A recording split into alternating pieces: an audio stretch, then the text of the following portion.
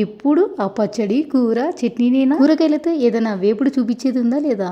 వెజ్లో వేపుడైతే చూపించబోతున్నాను. చేయడానికి చాలా సింపుల్ అయినా టేస్ట్ అయితే చాలా బాగుంటుంది. ఈ రెసిపీకి పేరు కాలీఫ్లవర్ ఫ్రై అనాలో క్యాలీఫ్లవర్ ఫ్రై అనాలో మీరే కామెంట్లో చెప్పండి. చాలే ఏ పేరైతే ఏమి, ముందు రెసిపీ చూపించండి అంటారా? ఓకే ఫ్రెండ్స్, వెజ్ ప్రియుల కోసం క్యాలీఫ్లవర్ ఫ్రైని సింపుల్గా ఎలా చేసుకోవాలో వీడియోలో చూసిద్దామా? క్యాలీఫ్లవర్ ఫ్రై కోసం ఇక్కడ ఒక అరకిలో వరకు క్యాలీఫ్లవర్ని తీసుకున్నాను. ఇక్కడ చూపిస్తున్నట్టు ఈ సైడ్లో ముక్కల్లాగా కట్ చేసుకొని పెట్టుకోవాలి. ఈ కాలీఫ్లవర్ ఫ్రైలోకి పొడి అయితే తయారు చేసుకోవాలి.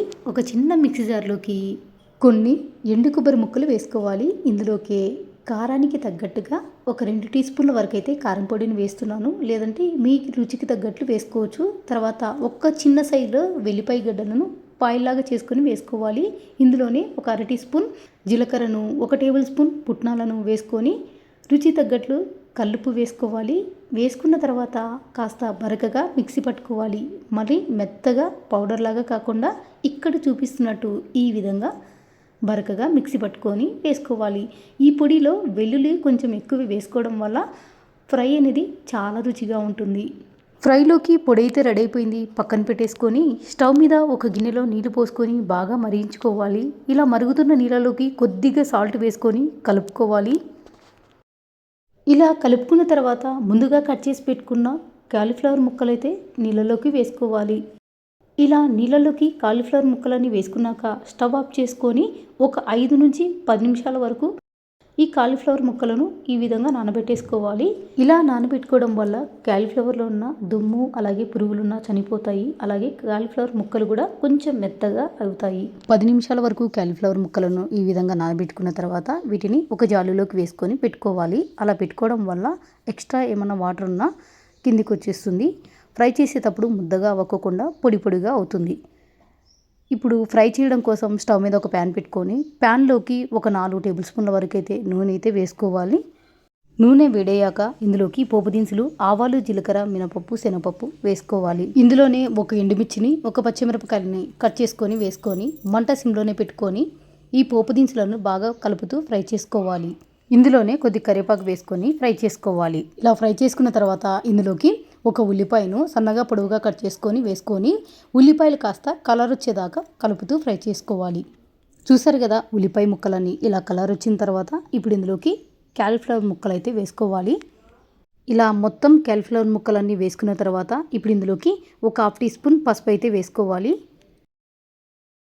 ఇలా పసుపు వేసుకున్నాక ఈ కాలీఫ్లవర్ ముక్కలకు ఈ పసుపు అంతా బాగా పట్టేటట్లు బాగా కలుపుకోవాలి. ఇలా మధ్య మధ్యలో కలుపుకుంటూ ఈ కాలీఫ్లవర్ ముక్కలను బాగా ఫ్రై చేసుకోవాలి. ఇలా అంతా బాగా కలిసేలాగా కలుపుకున్నాక మంట సిమ్లోనే పెట్టుకొని మధ్య మధ్యలో కలుపుతూ ఫ్రై చేసుకోవాలి. ప్యాన్కి మూత పెట్టేసుకొని కాలీఫ్లవర్ ముక్కలను కలుపుతూ ఫ్రై చేసుకున్నారంటే ముక్కలు తొందరగా మెత్తగా అయిపోతాయి. ఫ్రై కూడా ముద్దగా అవుతుందండి. మనకి ఫ్రై పొడి పొడిగా కొద్ది క్రిస్పీగా రావాలి అంటే ప్యాన్కి మూత పెట్టుకోకుండా మధ్య మధ్యలో ఇలా కలుపుతూ ఈ ముక్కలను ఫ్రై చేసుకోవాలి. మధ్య మధ్యలో ఇలా కలుపుకుంటూ ఫ్రై చేసుకోవాలి.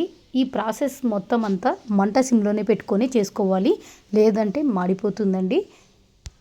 ఈ కాలీఫ్లవర్ ముక్కలు మాడిపోతే ఫ్రై కూడా చేదొచ్చేస్తుంది. కాబట్టి చిన్న మంట మీదనే మధ్య మధ్యలో కలుపుతూ ఫ్రై చేసుకోవాలి. చూసారు కదా కాలీఫ్లవర్ ముక్కలన్నీ ఈ విధంగా ఫ్రై చేసుకోవాలండి. ఈ ముక్కలు బాగా ఫ్రై అయిపోయినాయండి. చూసారు కదా ముక్క విరక్కోకుండా మంట సిమ్లోనే పెట్టుకొని ఇలా వేయించుకున్నారంటే కాలీఫ్లవర్ ముక్కలు కూడా మెత్తగా అయిపోయినాయి. అలాగే ముద్దగా అవ్వకుండా పొడి పొడి కూడా వచ్చేసినాయి. ఇప్పుడు ఇందులోకి మనం ముందుగా తయారు చేసి పెట్టుకున్న కొబ్బరి పొడి ఉంది కదా అండి, ఆ కొబ్బరి కారం పొడిని వేసుకోవాలి. మనకు టేస్ట్ తగ్గట్టు కారం పొడి అయితే వేసుకోవచ్చండి. మీకు ఈ ఫ్రై బాగా కారంగా కావాలనుకుంటే మొత్తం వేసేసుకోవచ్చు. లేదంటే మీడియం స్పైసీగా ఉంటే చాలంటే ఒక 4 టేబుల్ స్పూన్ల వరకు అయినా వేసుకోవచ్చు. నేనైతే ఇక్కడ మొత్తం కారం అయితే వేసేసుకున్నాను. ఇలా కారం వేసుకున్న తర్వాత ఎక్కువసేపు ఫ్రై చేసుకోవాల్సిన అవసరం లేదు. జస్ట్ 1 నిమిషం ఇలా ఫ్రై చేసుకున్నారంటే సరిపోతుందండి.